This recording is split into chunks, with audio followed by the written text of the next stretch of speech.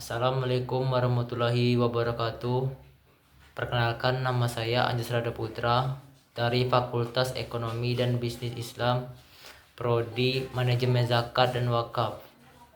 Baiklah, saya akan membahas tentang Ibnu Sabil.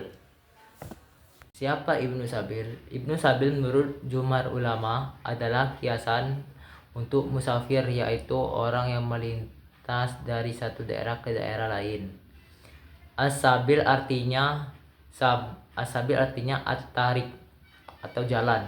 Dikatakan untuk orang yang berjalan di atasnya. Ibnu Sabil karena tetapnya di jalan itu. Seorang penyair berkata, "Aku anak perang. Perang mendidikku sejak kecil sampai aku menjadi dua dan pikun." Demikian pula yang dilakukan orang Arab. Mereka menamakan orang yang tetap pada sesuatu disebut dengan anaknya.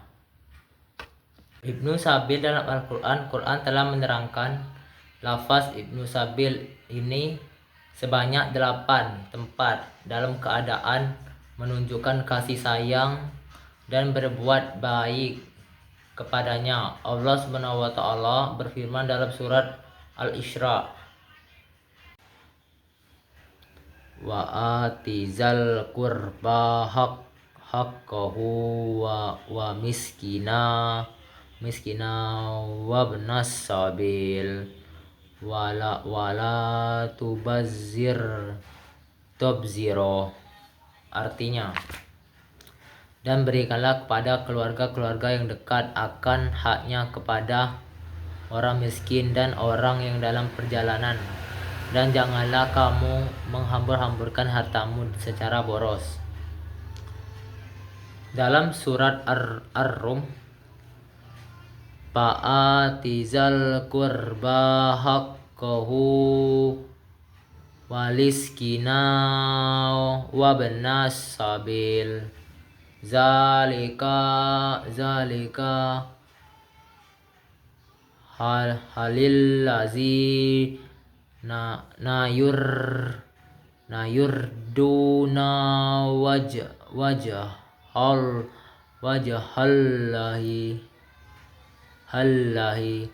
wa ulahika humulublihum.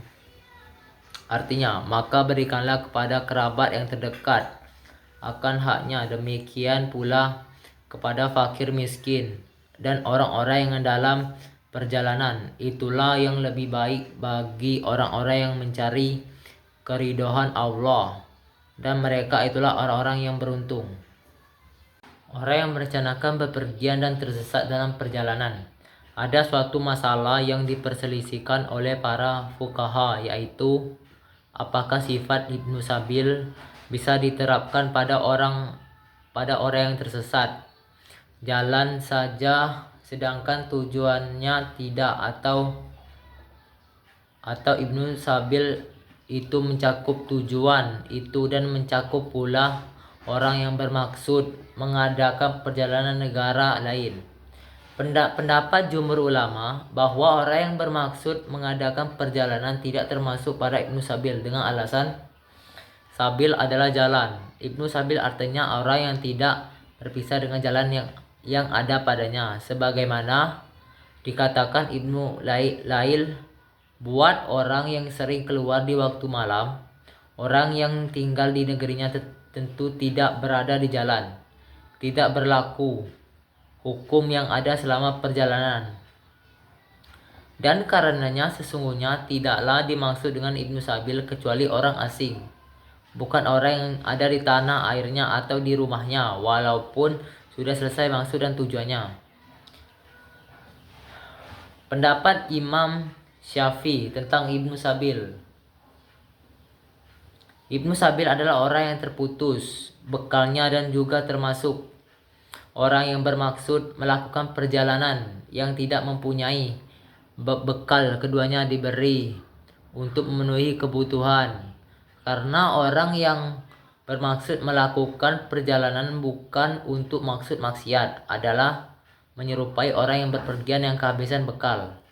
Karena kebutuhan keduanya terhadap biaya perjalanan, walaupun penggunaan Ibnu Sabil untuk makna yang kedua ini berdasarkan ungkapan majaz.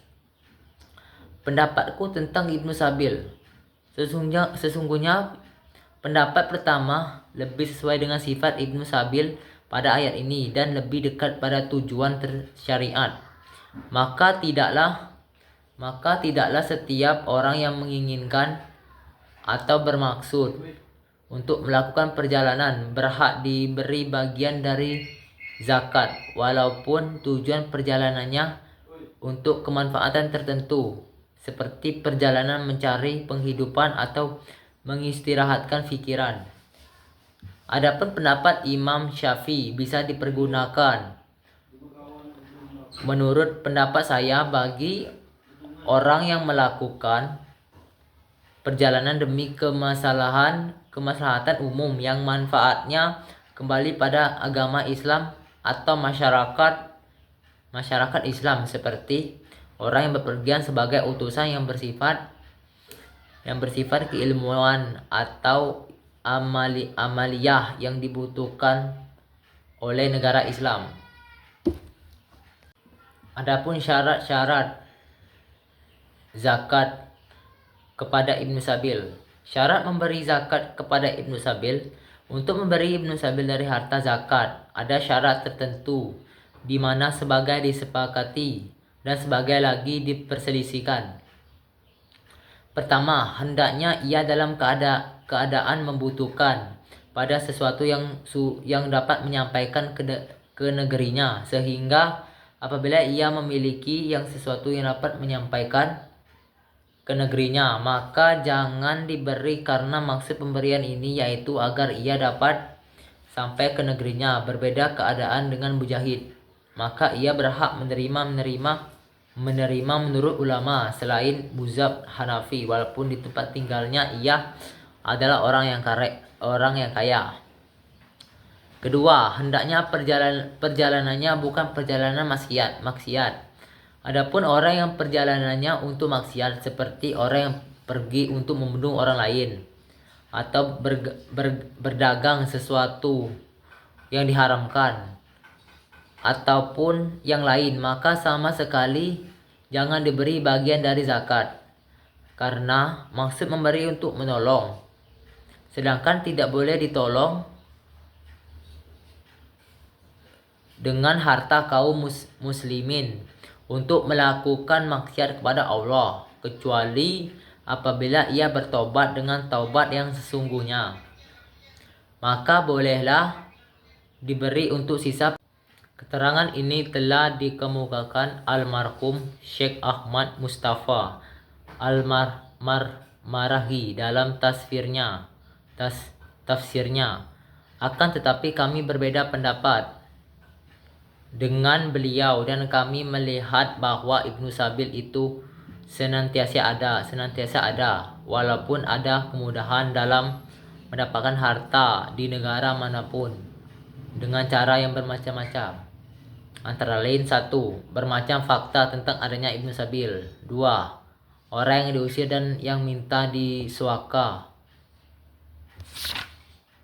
3. Orang yang mempunyai harta akan tetapi tidak mampu mendapatkan walaupun di negerinya. 4. Musyafir demi kemaslahatan. 5. Tunawisma. 6. Anak buangan. Demikianlah yang dapat saya sampaikan. Saya akhiri. Wassalamualaikum warahmatullahi wabarakatuh.